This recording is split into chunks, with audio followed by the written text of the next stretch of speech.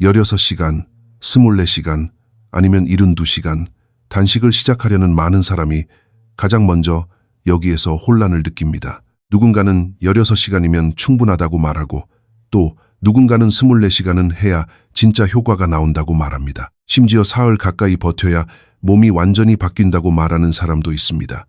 하지만 남들이 하는 방식만 따라가고 있다면 어쩌면 당신의 몸에는 맞지 않는 시간을 선택하고 있을 수 있습니다. 특히 한국처럼 바쁜 일상 속에서 늦은 저녁 식사, 잦은 회식, 아침 커피만 마시고 끼니를 넘기는 생활이 반복되면 단식 정보는 더 혼란스럽게 느껴집니다. 서울이든 부산이든 바쁜 도시 생활을 하는 사람일수록 간단하고 효율적인 방법을 찾고 싶어집니다. 그래서 많은 사람이 단식을 하나의 정답처럼 붙잡지만 실제로는 모두에게 맞는 하나의 숫자는 없습니다. 우리 몸은 스마트한 집과 비슷합니다. 단식 시간이 바뀔 때마다 서로 다른 스위치가 켜집니다. 어떤 시간대에는 지방 연소가 시작되고 어떤 시간대에는 세포 청소가 활발해지며 더 길어지면 장 회복이나 면역 재정비 같은 변화가 나타날 수 있습니다. 중요한 것은 가장 긴 단식을 고르는 것이 아니라 지금 내 목표에 맞는 단식 시간을 고르는 것입니다. 이 영상은 교육용 정보이며 의학적 진단이나 치료를 대신하지 않습니다. 심장, 간, 신장 질환이 있거나 약을 복용 중이라면 시작 전에 반드시 의사와 상담하세요.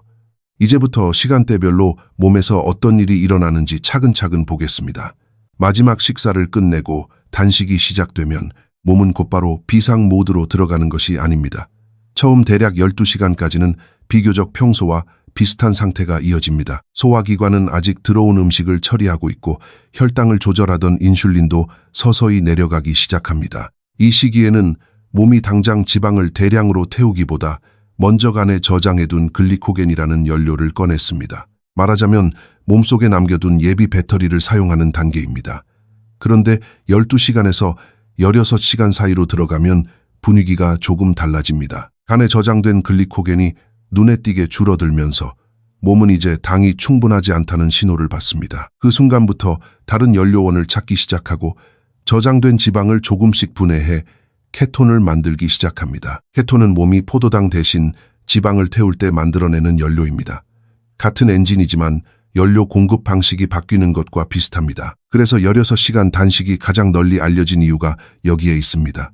너무 길어서 부담스럽지도 않고 그렇다고 너무 짧아서 변화가 거의 없는 것도 아닙니다. 체중 조절을 시작하려는 사람, 인슐린 민감도를 개선하고 싶은 사람, 바쁜 회사 생활 속에서 현실적으로 실천할 방법을 찾는 사람에게 특히 잘 맞습니다. 한국에서는 아침을 가볍게 넘기거나 저녁 식사를 조금 앞당기는 방식으로 비교적 쉽게 적용할 수 있습니다. 이 단계에서 배고픔이 올라오는 것도 아주 자연스러운 반응입니다. 그것은 몸이 망가졌다는 뜻이 아니라 익숙한 식사 시간을 기억하고 있다는 뜻에 가깝습니다. 그러니 처음부터 겁먹을 필요는 없습니다.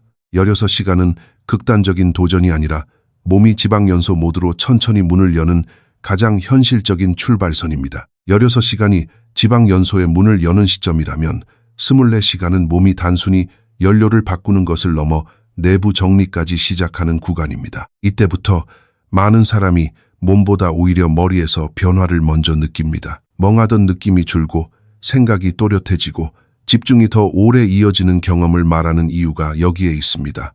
그 핵심에는 케톤이 있습니다. 단식 시간이 길어질수록 간은 저장된 지방을 더 적극적으로 분해하고 그 결과 케톤 생산도 더 뚜렷해집니다. 뇌는 이 케톤을 중요한 에너지원으로 활용할 수 있습니다.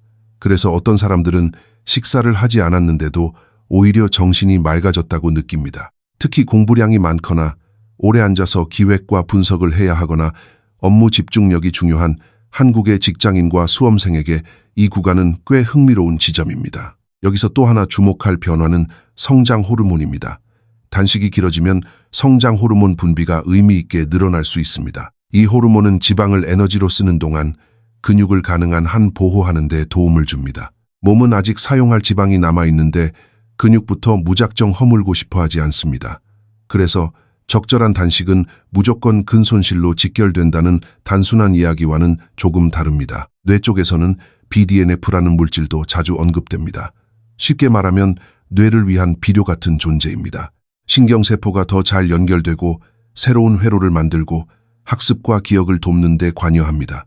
그래서 단식 후 머리가 가볍고 정리가 잘 된다고 느끼는 배경에는 이런 변화가 함께 작동할 가능성이 있습니다. 그리고 24시간 전후에서 가장 많이 주목받는 것이 오토파지입니다.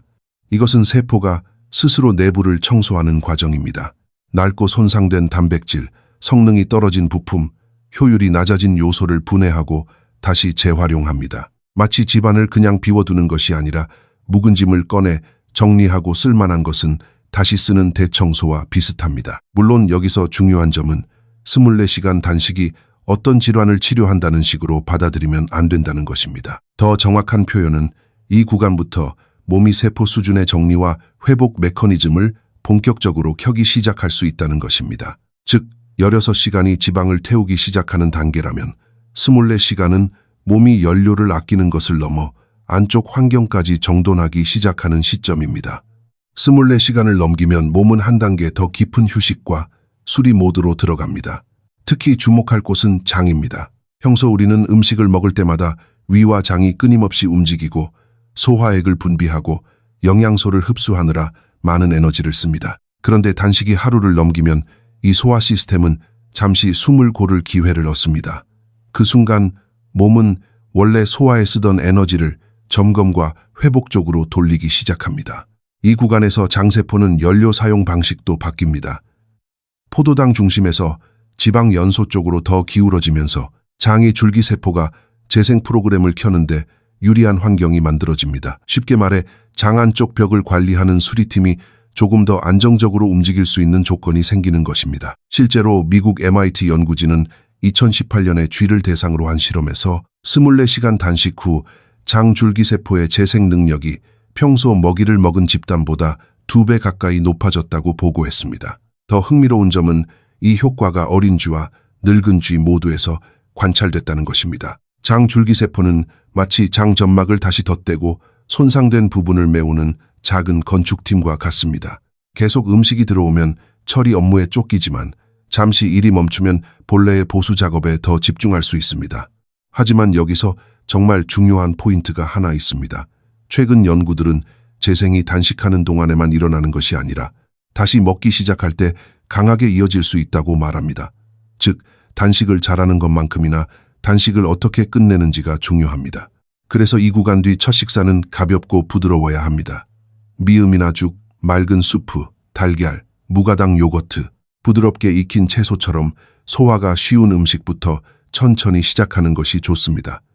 양도 적게 시작해야 합니다. 반대로 바로 튀김, 기름진 고기, 술, 매우 무거운 외식으로 들어가면 장이 큰 부담을 받을 수 있습니다. 더부룩함이 작거나 소화가 예민한 사람에게는 특히 이 단계가 중요합니다. 다만 심한 장 질환이 있거나 치료 중이라면 반드시 의료진과 상의해야 합니다. 하지만 단식이 36시간을 넘어 48시간에 가까워지면 이제는 완전히 다른 구간으로 들어갑니다. 이때는 초보자용 단계가 아니라 몸이 저장해둔 연료 체계를 훨씬 더 깊게 바꾸는 고급 구간입니다. 간에 남아있던 글리코겐은 거의 바닥나고 몸은 예비 연료가 아니라 저장 지방에 훨씬 더 강하게 의존하기 시작합니다. 케톤 수치도 더 높아지기 때문에 이미 단식에 적응한 사람들 중 일부는 오히려 머리가 더 잔잔하고 에너지가 안정적으로 느껴지기도 합니다. 특히 이 시점에서 주목할 대상은 내장 지방입니다. 내장 지방은 피부 바로 아래에 있는 지방과 달리 장기 주변에 달라붙어 염증 반응과 대사 이상에 더 깊게 연결되는 지방입니다. 혈당 문제, 심혈관 질환 위험, 중성지방 상승 같은 것들과 자주 함께 움직이기 때문에 겉으로 날씬해 보여도 안심할 수 없는 이유가 바로 여기에 있습니다. 단식 시간이 길어질수록 몸은 접근하기 쉬운 연료를 먼저 쓰고 그 다음 더 끈질긴 저장 지방까지 건드릴 가능성이 커집니다. 이 점을 떠올리게 하는 흥미로운 사례가 있습니다. 1990 빌리언 바이오스피어2 프로젝트에서는 8명의 과학자가 폐쇄된 환경에서 오랜 기간 제한된 열량으로 생활했습니다. 그 결과 평균적으로 체중이 크게 줄었고 혈압과 혈당, 콜레스테롤, 중성지방도 뚜렷하게 낮아졌습니다. 물론 이것이 곧바로 48시간 단식을 모두에게 권한다는 뜻은 아닙니다. 다만 몸은 에너지가 부족한 환경에서 생각보다 강하게 적응하며 저장된 연료를 꺼내 쓰는 방향으로 전환할 수 있다는 점을 보여줍니다. 중요한 것은 이 구간을 무작정 따라하면 안 된다는 것입니다. 한국처럼 수면이 부족하고 카페인 섭취가 많고 업무 스트레스가 높은 생활에서는 준비 없이 긴 단식에 들어가면 오히려 코르티솔이 흔들리고 집중력과 기분이 망가질 수 있습니다. 그러니 이 단계는 반드시 16시간과 24시간 단식에 먼저 익숙해진 뒤에만 신중하게 고려해야 합니다. 그리고 심한 어지럼증, 빠른 심장 박동, 혼란감, 오래가는 메스꺼움이 나타나면 즉시 중단해야 합니다. 괜히 버티는 것이 강한 것이 아닙니다. 이제 단식이 48시간을 넘어 72시간에 가까워지면 많은 사람이 가장 궁금해하는 면역 재생 구간 이야기가 나옵니다. 일부 연구에서는 이 시기에 몸이 오래되고 손상된 면역세포 일부를 정리하고 새로운 면역세포 생성과 관련된 과정을 자극할 가능성이 있다고 봅니다. 서던 캘리포니아 대학교 연구진과 발터 롱고 박사의 이름이 자주 언급되는 이유도 여기에 있습니다. 쉽게 말하면 몸속 경비 시스템에서 지치고 반응이 둔해진 오래된 인력을 줄이고 새 인력을 채용할 준비를 하는 것과 비슷합니다. 하지만 여기서 가장 중요한 단어는 효과가 아니라 안전입니다. 72시간, 단식은 집에서 가볍게 한번 해보는 실험이 아닙니다. 이미 단식 경험이 충분하고 자신의 혈압과 심박수, 수면과 스트레스 반응을 잘 이해하는 사람에게도 매우 신중해야 하는 구간입니다. 초보자가 더 빨리 더 큰 효과를 기대하며 곧바로 들어갈 단계는 아닙니다. 특히 몇몇 사람은 반드시 더 조심해야 합니다. 심장질환이 있거나 심부전, 부정맥, 스텐트 시술 직후, 심장 수술 후 회복기라면 장시간 단식은 위험할 수 있습니다. 혈압약을 복용 중인 사람도 단식 중 혈압이 지나치게 떨어질 수 있어 주의가 필요합니다. 간염이 심하거나 간경변, 간기능 저하가 있는 사람은 간이 포도당과 케톤 생성의 중심 기관이기 때문에 반드시 의사와 상의해야 합니다. 만성 신장 질환이 있거나 특히 중등도 이상이라면 탈수와 전해질 불균형 위험이 커집니다. 신장 결석 병력이 있는 사람은 물까지 끊는 단식은 절대 피해야 합니다. 또 하나 놓치기 쉬운 집단이 있습니다. 거식증, 폭식증, 폭식 성향 같은 섭식장애 병력이 있는 사람은 엄격한 단식 규칙이 과거의 행동 패턴을 다시 자극할 수 있습니다. 불안장애가 있는 사람도 초기 단식에서 코르티솔 반응이 커지면 오히려 불안, 초조, 수면 악화가 심해질 수 있습니다. 이런 민감한 그룹이라면 아주 가볍게 12시간에서 14시간 정도부터 시작하고 기분과 잠, 심장, 두근거림, 하루 에너지 변화를 세심하게 살펴보는 편이 훨씬 안전합니다. 조금이라도 불안정하다고 느껴지면 멈추는 것이 맞습니다. 단식은 건강을 위한 도구이지 의지를 증명하는 시험이 아닙니다. 정리해 보겠습니다. 목표가 체중 관리와 지방 연소의 시작이라면 16시간 단식이 가장 현실적인 출발점입니다. 처음부터 무리하지 않고도 인슐린을 낮추고 몸이 저장된 에너지를 쓰는 방향으로 움직이게 만들 수 있습니다. 머리를 더 맑게 하고 세포 안쪽의 정리 과정을 시작하고 싶다면 24시간을 생각해 볼 수 있습니다. 장 건강을 돕고 싶다면 24시간 이상이 도움이 될 수 있지만 단식보다 더 중요한 것은 다시 먹을 때입니다. 가볍고 천천히 소화가 쉬운 음식으로 시작해야 합니다. 고집 센 지방이나 내장 지방이 고민이라면 36시간에서 48시간은 하나의 선택지가 될 수 있습니다. 하지만 반드시 16시간과 24시간에 충분히 익숙해진 뒤에만 고려해야 합니다. 면역 재생에 관심이 있다면 72시간 단식은 의료진의 확인과 관리가 있을 때만 접근해야 합니다. 결국 신성한 숫자는 없습니다. 사람마다 식습관, 인슐린 저항성, 체중, 수면, 스트레스, 유전적 배경이 모두 다릅니다. 남들이 한다고 따라가지 말고 한국에서 유행한다고 무작정 선택하지 마세요.